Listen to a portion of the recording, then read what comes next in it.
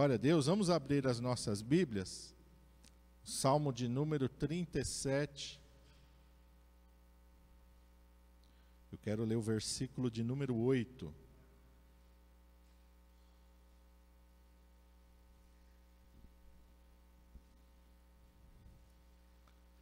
Salmo 37 e o versículo 8. Está escrito assim: deixa a ira e abandona o furor, não te indignes para fazer o mal. Amém? Feche os teus olhos. Pai, em nome de Jesus, nós estamos diante da Tua presença nesta manhã, Senhor. Meu Deus, nós Te adoramos, ó Pai. Meu Deus, podemos sentir a Tua presença neste lugar, ó Pai. Teu Espírito Santo se movendo, tocando e envolvendo as nossas vidas, Pai. Eis-nos aqui diante da Tua palavra. Senhor, fala conosco, ó Pai. E o Teu Espírito Santo continue ministrando aos nossos corações aquilo que nós precisamos, ó Pai. Tua palavra, Senhor amado, é o que nos sustenta, é a base da nossa fé, é o fundamento da nossa fé, é a Tua palavra. Tu sabes cada um, ó Pai amado, daquilo que cada um necessita nesta manhã, cada necessidade. Vem de encontro, ó Pai, às nossas necessidades, vem de encontro aos nossos corações nesta manhã. E fala conosco, nós te pedimos em nome de Jesus. Amém. Este salmo, ele traz muitas lições para a nossa vida, mas aqui no versículo 8, o salmista diz: deixa ir e abandona o furor, não te indignes para fazer o mal. Quando nós falamos de ira e de furor, nós pensamos em pessoas que normalmente não têm muita paciência. Mas a palavra de Deus vai falar conosco nesta manhã, o Espírito Santo estava ministrando ao meu coração. E muitas vezes essa é uma área em que Satanás pode pegar a qualquer um de nós. No momento, numa situação, e Satanás é mestre em criar momentos e situações de estresse para as nossas vidas. A palavra de Deus não é à toa que chama ele de o tentador. O que é um tentador? Quando você pensa no tentador, o que você está pensando? Numa pessoa que está ali procurando uma oportunidade de te provocar, de te desestabilizar, de fazer você perder o seu autocontrole. E é exatamente nisso que Satanás é mestre. Ele é o tentador.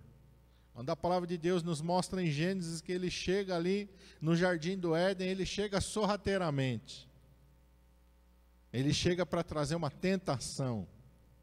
Lá foi de uma maneira, mas ele conhece a cada um de nós, ele sabe o que cada um de nós tem de fraqueza, tem de fragilidade. E nesta manhã, o Espírito Santo está falando aos nossos corações que isso, nenhum de nós está isento de um momento de ira, de um momento de tensão. Aquele 5 minutos, sabe? Aqueles 5 minutos. Aquele momento em que, por um instante, por um pequeno instante, a gente perde o controle e nisso ele pode trazer muitos prejuízos para a nossa vida. Eu quero voltar com vocês para Números, capítulo de número 12, segundo livro, Gênesis, Êxodo, Levítico, Números. É o quarto livro. Números, capítulo 12. Vamos lá.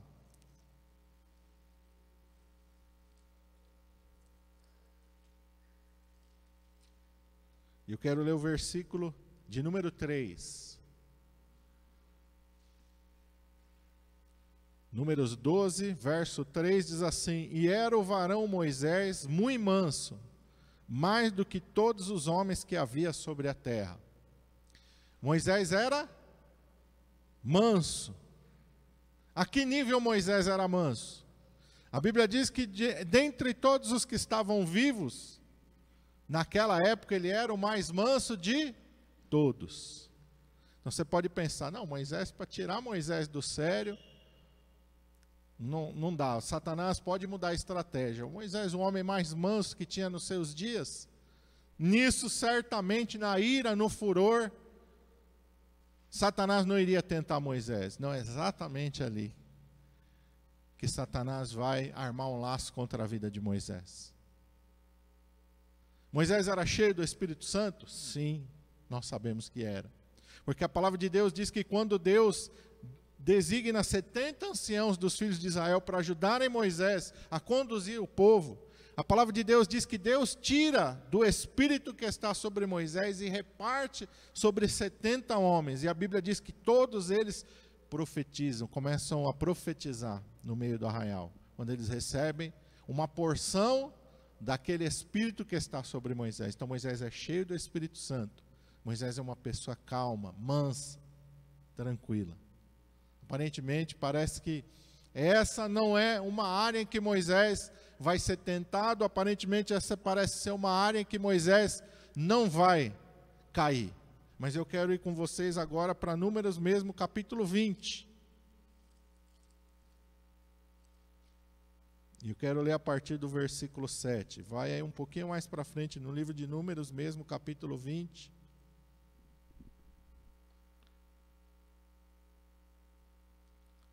Versículo 7 diz assim: E o Senhor falou a Moisés, dizendo: Toma a vara e ajunta a congregação, tu e Arão teu irmão, e falai a rocha perante os seus olhos, e dará a sua água. E assim lhes tirarás água da rocha, e darás a beber à congregação e aos seus animais. Então Moisés tomou a vara de diante do Senhor, como lhe tinha ordenado. E Moisés e Arão reuniram a congregação diante da rocha.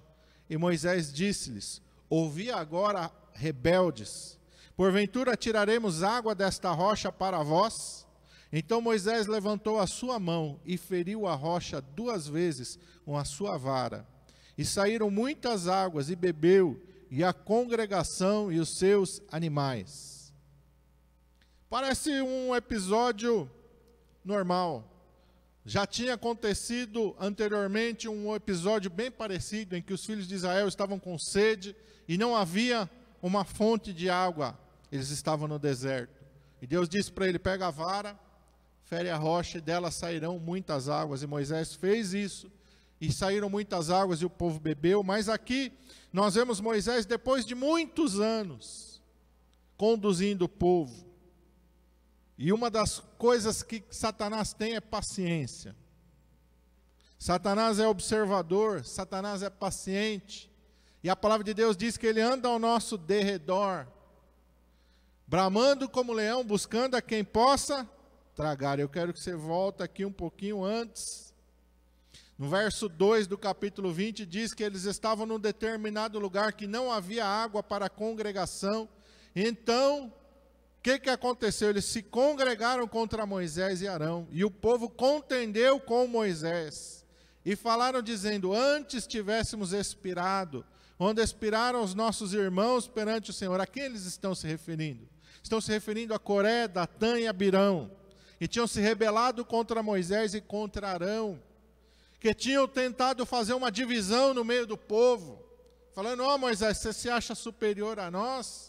Você acha que você é o único pelo qual Deus fala? Não, toda a congregação é santa, todos nós somos santos. Você está querendo aí se aparecer demais, você está querendo ser demais, Moisés, você e Arão, seu irmão, vocês estão se achando donos da congregação. E ali então, naquele episódio, o Senhor faz algo novo, a terra abre a sua boca e eles são tragados vivos até a sepultura. E este povo, passado um pouquinho de tempo, diz: olha, nós não nos esquecemos que você matou aqueles homens. Nós amávamos aqueles homens.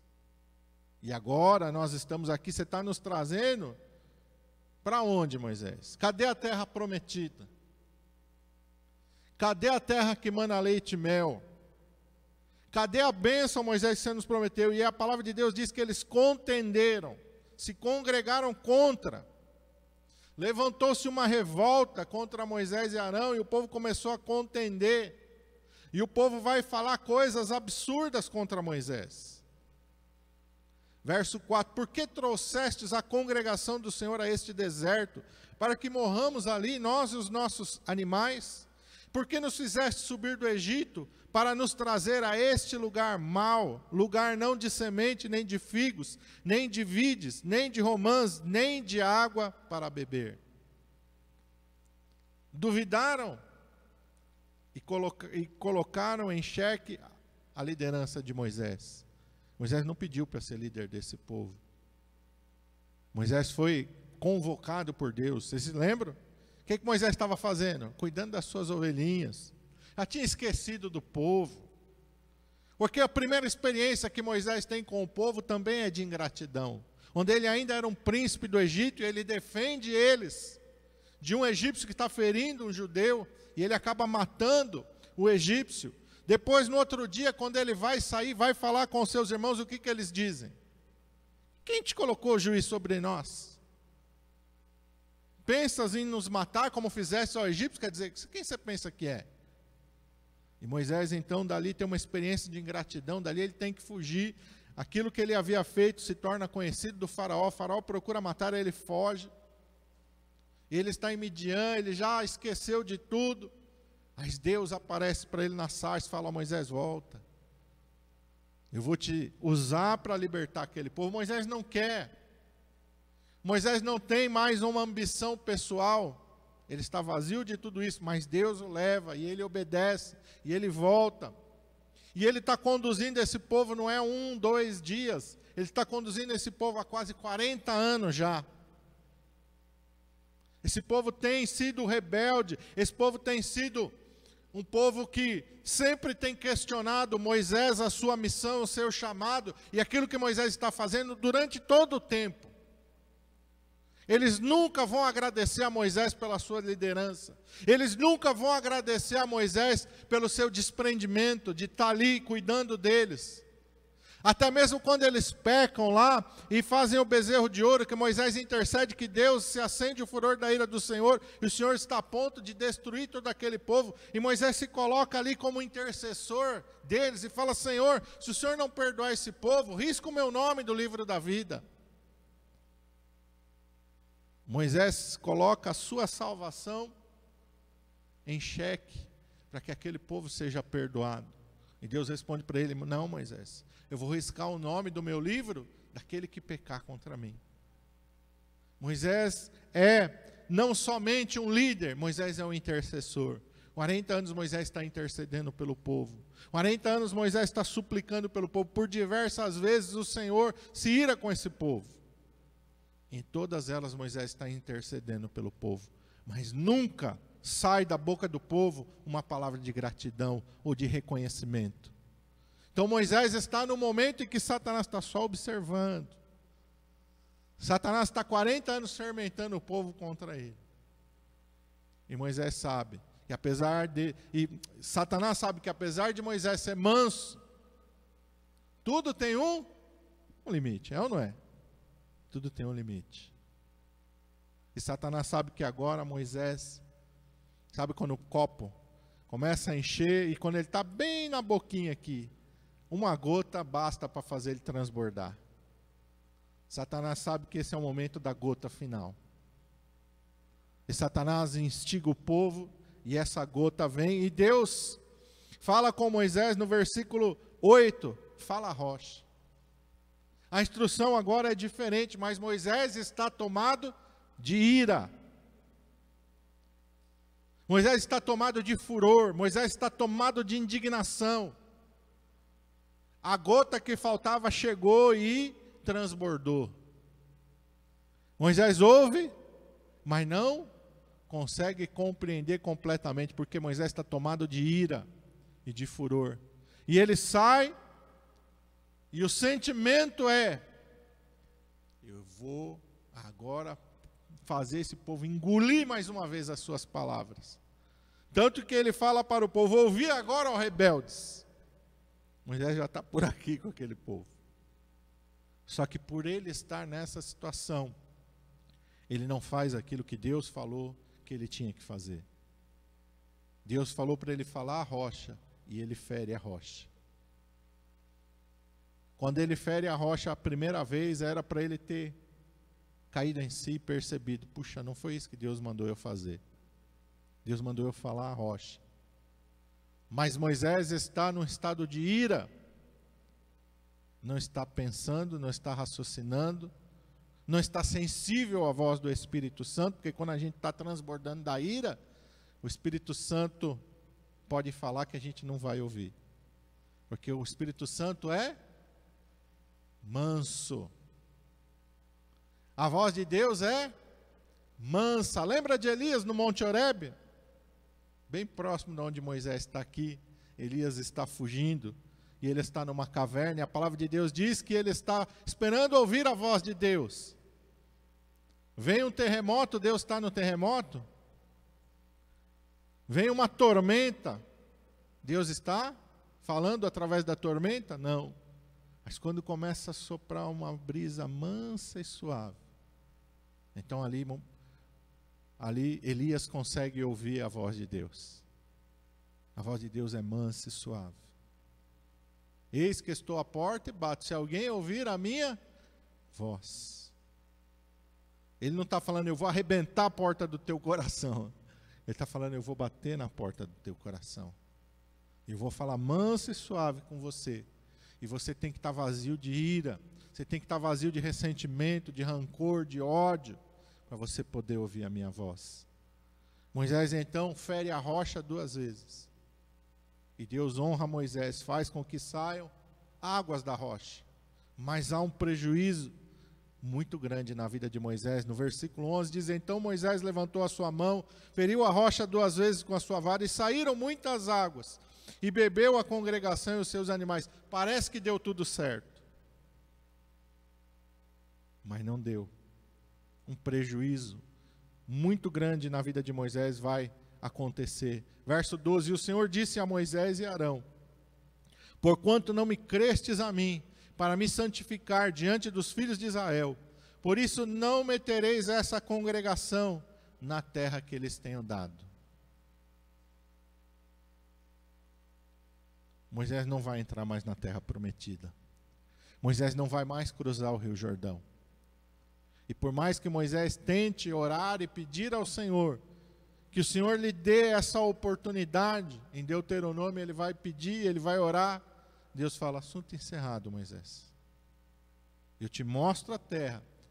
Tu vais subir no monte, eu vou te mostrar a terra, do lado de cá do Jordão, porque do lado de lá tu não vai passar. Que Moisés foi salvo, a gente não tem dúvida, porque quando Jesus sobe no monte da transfiguração, Moisés aparece em glória para falar com o Senhor Jesus. Mas Moisés não entra na terra da promessa, por causa da ira. Por isso, quando o salmista fala, deixa a ira, abandona o furor, não te indignes para fazer o mal muitas vezes, é isso, é deixar de ouvir a voz de Deus, é deixar de fazer exatamente aquilo que Deus falou, é deixar a ira, é deixar a raiva, é deixar a explosão dominar a nossa vida, e sair da nossa boca muitas vezes palavras que não são para sair, atitudes serem tomadas que não deveriam ser tomadas, decisões serem tomadas e não deveriam ser tomadas, no momento da raiva, no momento da explosão, no momento em que os ânimos estão exaltados.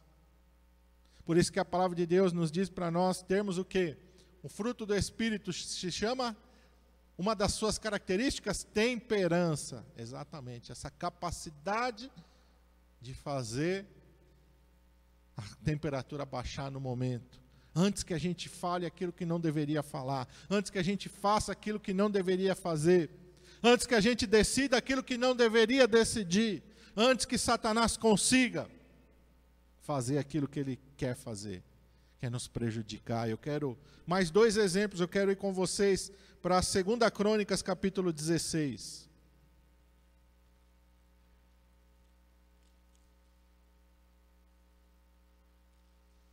Satanás é tão sujo, Satanás sabia que ele não podia tirar Moisés da presença de Deus.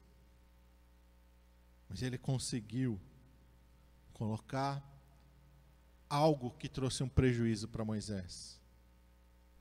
E muitas vezes Satanás faz isso. Satanás, ele está vendo e ele, desviar eu não vou conseguir fazer ele não. Mas eu vou colocar uma marca minha na vida dele. vou colocar uma marca minha, vou trazer um prejuízo para ele. E muitas vezes esse prejuízo é muito grande. Acharam aí 2 Crônicas, capítulo 16.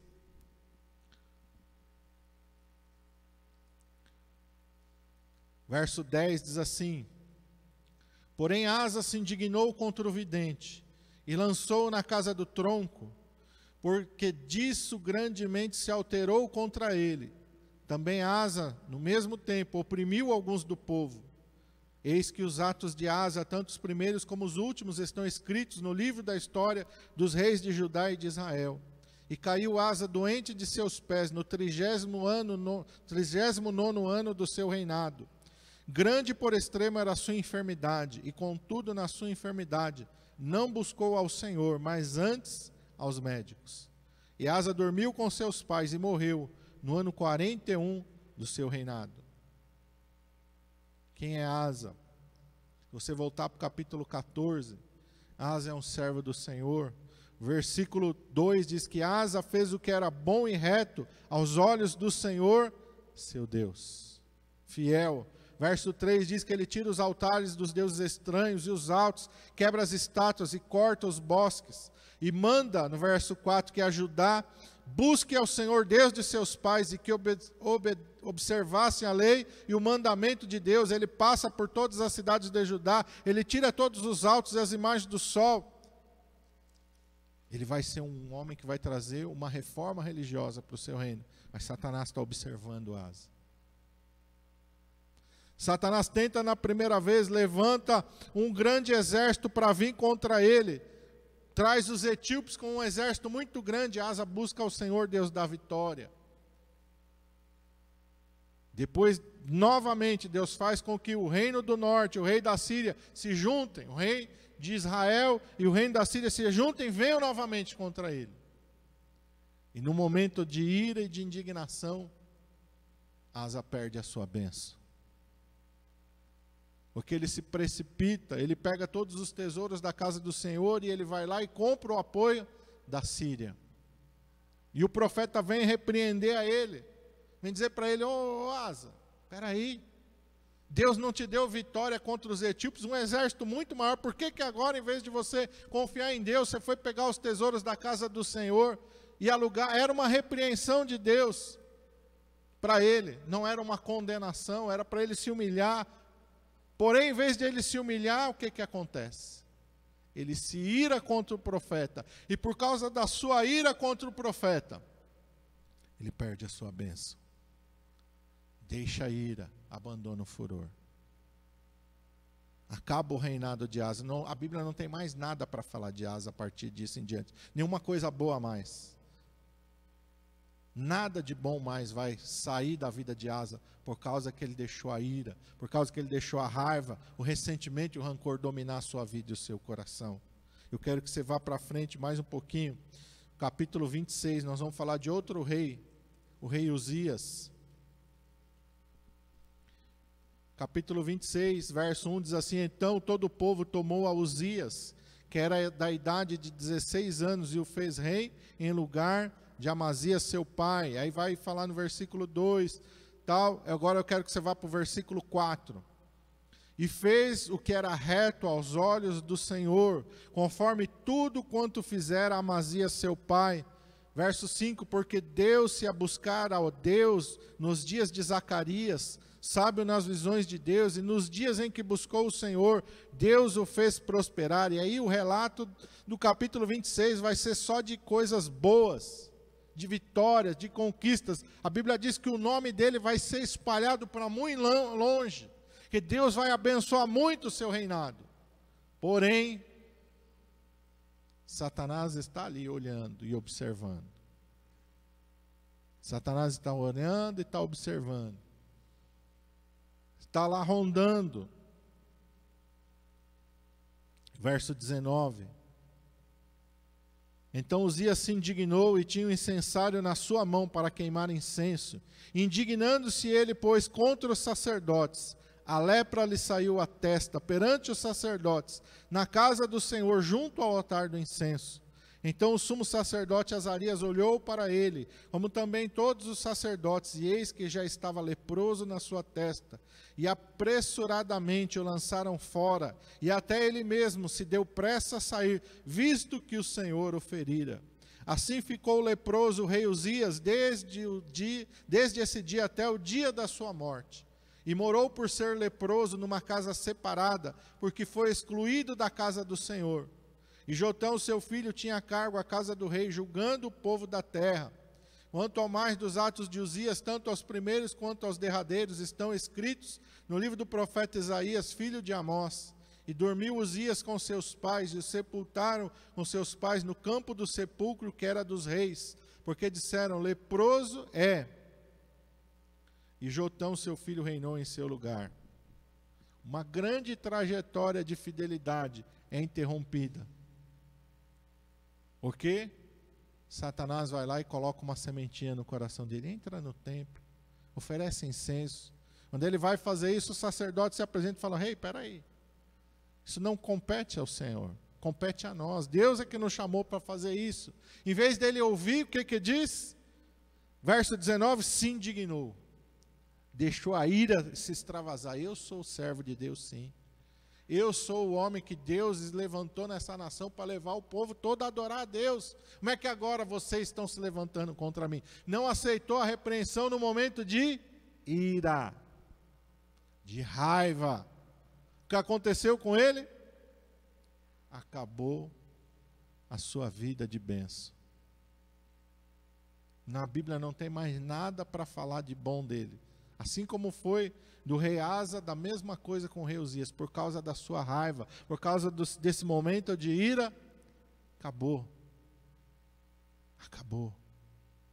E ele fica com uma consequência muito grave, ele fica leproso até os dias da sua morte. Asa fica doente dos seus pés e morre doente. Uzias fica doente até os dias da sua morte. Por causa da ira, da raiva, do ressentimento. Eu quero agora que você vá comigo para Atos dos Apóstolos, capítulo 11. Isso foi tudo no Velho Testamento, pastor. No Novo Testamento não acontece isso. E todo mundo é cheio do Espírito Santo. Vamos ver Atos capítulo 11. A partir do versículo 22.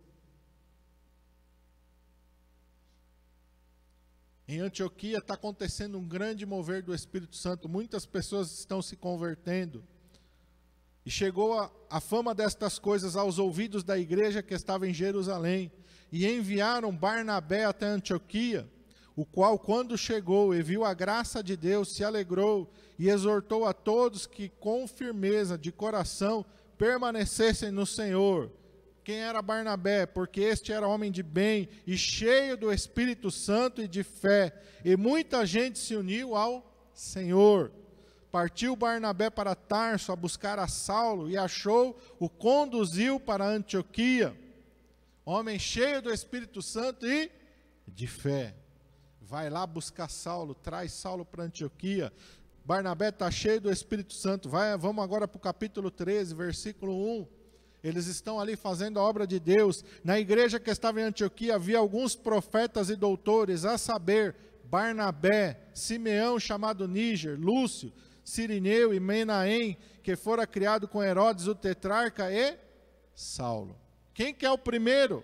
Quem que é aquele que tem a primazia na igreja de Antioquia? Está mais sendo usado por Deus. E foi lá e resgatou a Saulo. Quem é que está ali cheio do Espírito Santo, conduzindo aquela obra maravilhosa em Antioquia? Barnabé.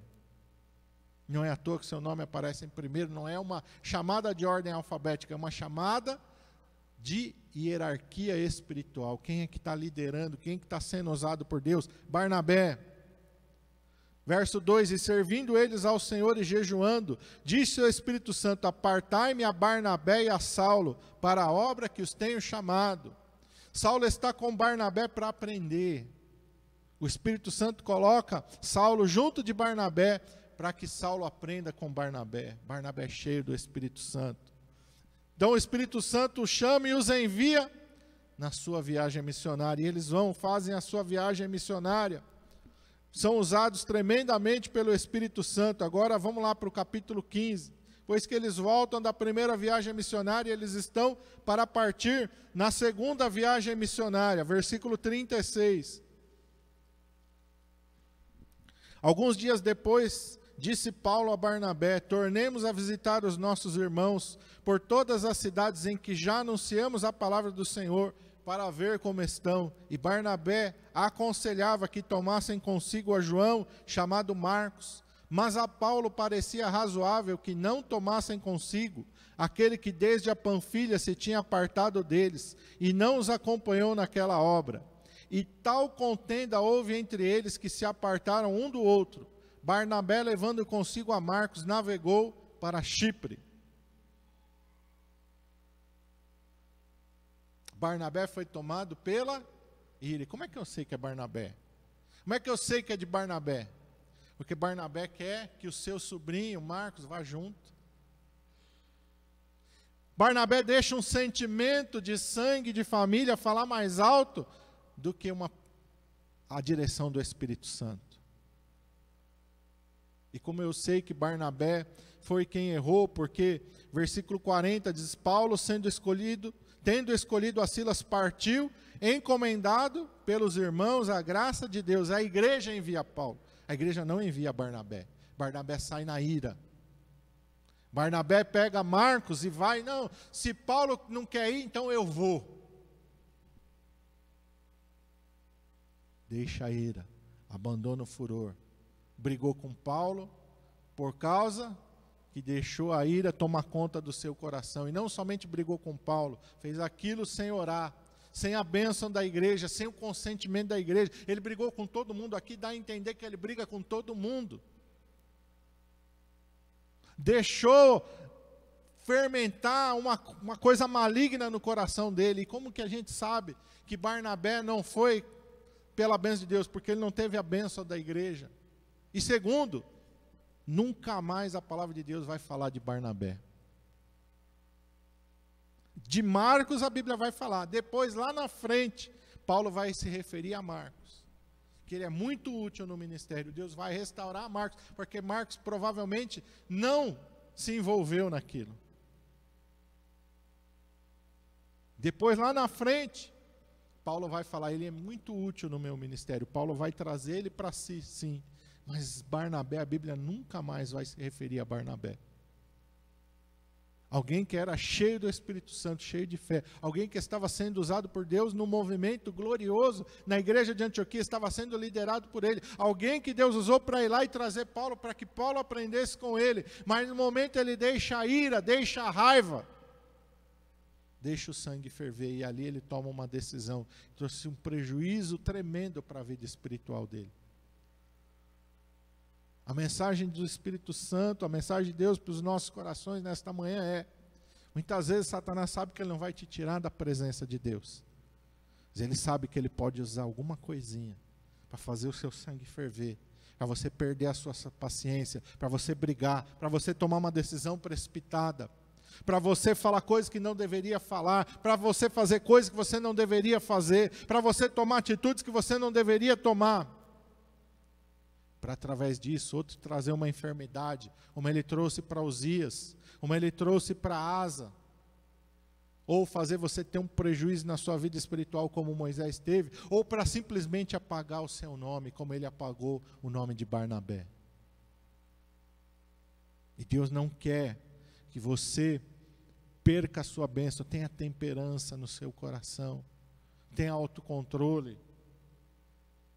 Não deixe a ira, não deixe o furor encher o teu coração, para que você não te incline para fazer o mal. Quando a gente pensa numa tentação, normalmente a gente pensa num adultério, a gente pensa nessas coisas, mas não é só nisso não que Satanás trabalha.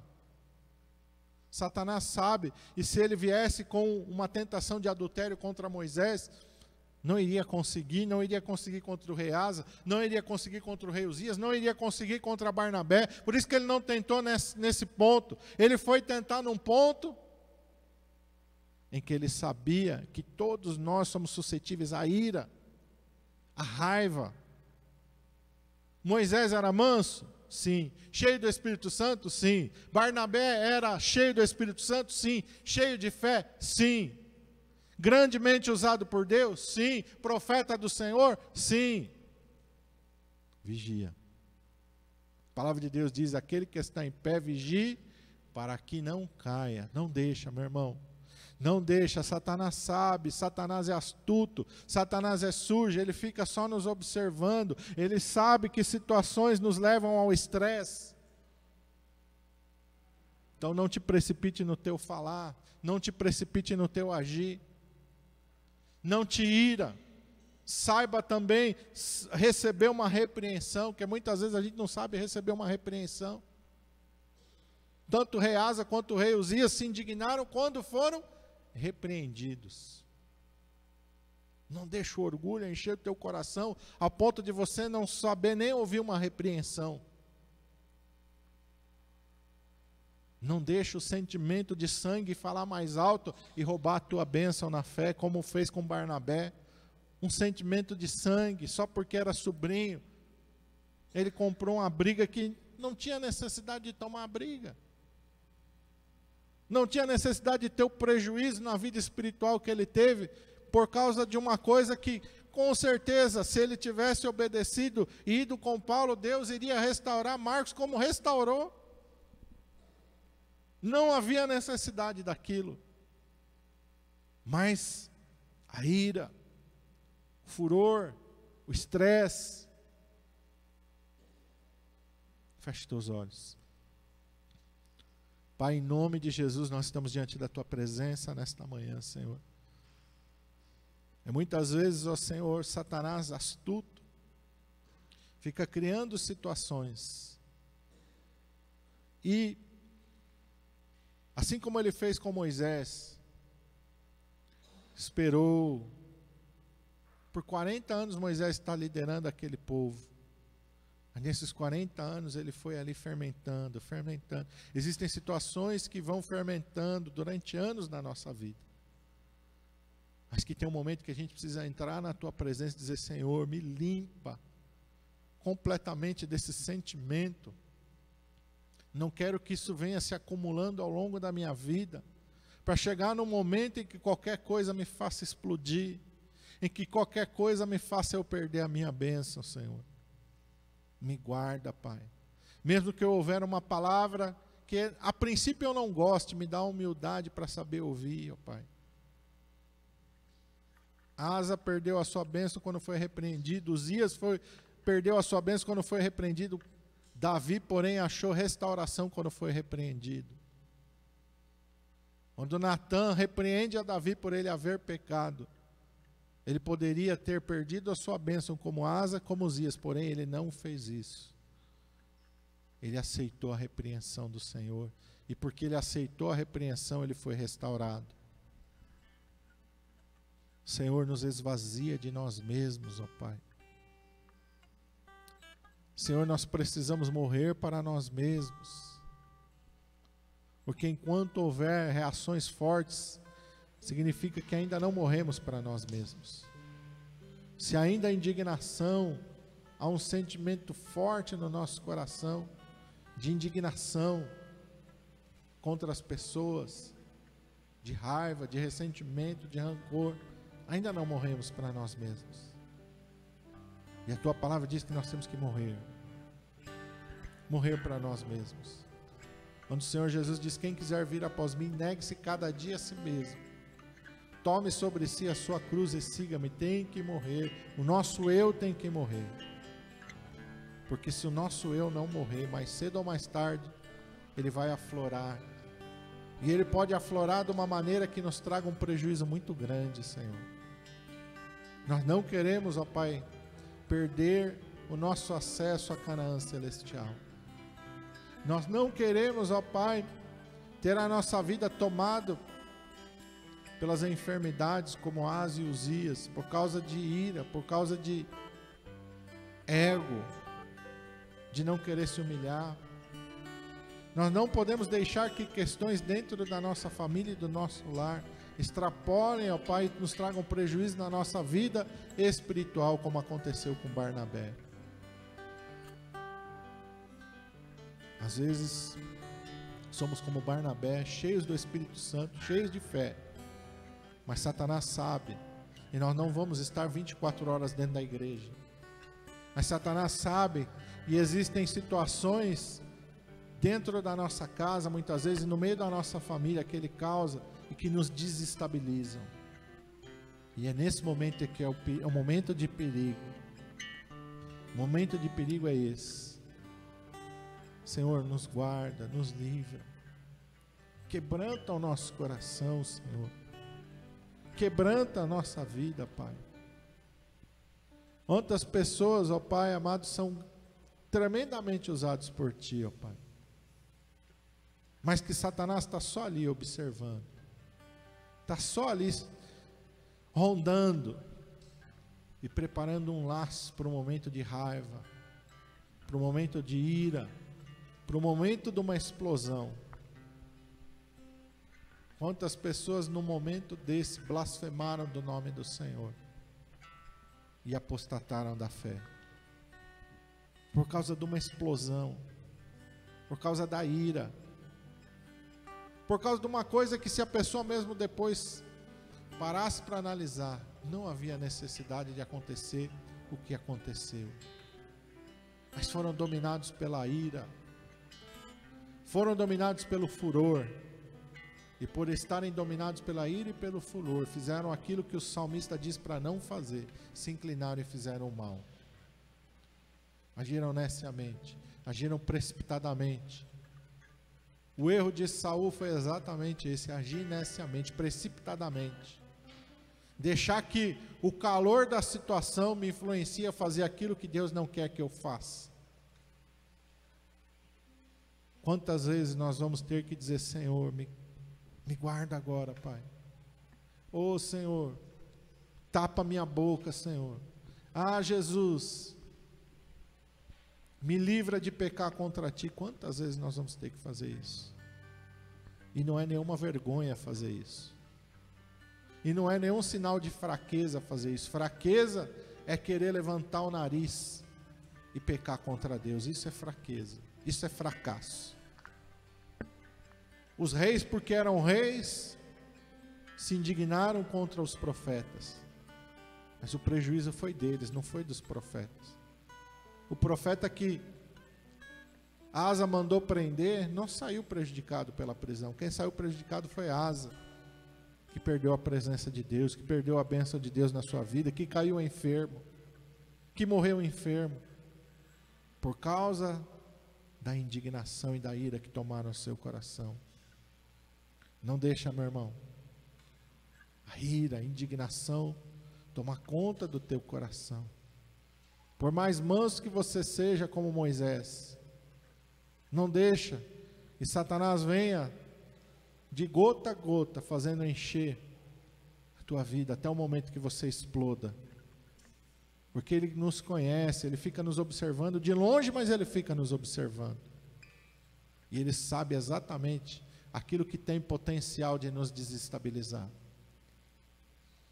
e nós possamos ter o domínio próprio, nós possamos ser tomados pelo Espírito Santo, para não deixarmos que a carne nos tape o nosso ouvido, para não ouvirmos a voz do Espírito Santo de Deus.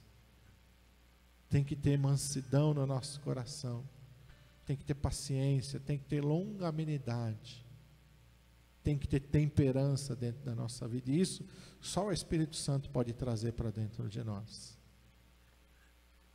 É necessário que Ele cresça, que nós venhamos a diminuir. Quando João Batista fala isso a gente pode aplicar para várias coisas da nossa vida, principalmente para os momentos de estresse. Quando injuriado, o Senhor Jesus não abriu a sua boca. Lembra do Senhor Jesus, lembra dele perante o sinédrio, lembra dele perante os soldados, a todo tempo sendo provocado, a todo tempo sendo cuspido, a todo tempo sendo afrontado, como ovelha muda perante os seus tosqueadores. Ele não abriu a sua boca. A vitória do Senhor Jesus foi isso. ele não abriu a sua boca. Quando foi provocado, quando foi levado ao estresse, ele não deixou a raiva tomar conta do seu coração. Ele estava suscetível a isso, sim, mas ele deixou que o Espírito Santo produzisse um fruto bendito de temperança, de longanimidade, de benignidade no seu coração, que foi maior do que todo estresse que trouxeram sobre ele. Pai, perdoa-lhes, eles não sabem o que fazem. Ele não falou isso no momento tranquilo, ele estava pregado numa cruz. As dores sobre as suas mãos e os seus pés eram terríveis. Ele estava com sede e lhe deram vinagre para beber. Ele estava ali sangrando no momento de dor terrível, mas o que saiu dos seus lábios foi: Pai, perdoa-lhes, eles não sabem o que fazem. A Bíblia diz que tem que haver em nós o mesmo sentimento que houve em Cristo Jesus. Para isso nós precisamos ser trabalhados, moldados pelo Espírito Santo de Deus. Todos nós precisamos, Pai, nos ajuda, Senhor.